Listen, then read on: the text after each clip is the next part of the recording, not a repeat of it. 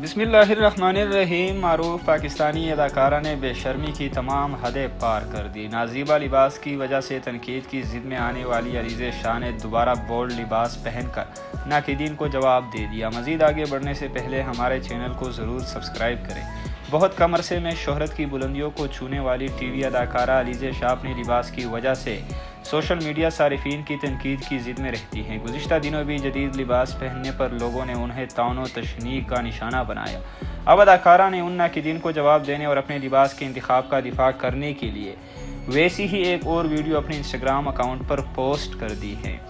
Daily Pakistan के मुताबिक इस वीडियो में अलीज़े शाह ने बेबी पिंक रंग का जदीद लिबास ज़ेब-ए-तन रखा होता है और बैकग्राउंड में चलते एक अंग्रेज़ी गीत के साथ कैमरे की तरफ चलती हुई आ रही होती हैं। इस वीडियो के कैप्शन में अदाकारा ने नाकिदीन को खुदा मुखातिब करते हुए सिर्फ इतना लिखा कि मुझे आप लोगों की मंजूरी नहीं चाहिए।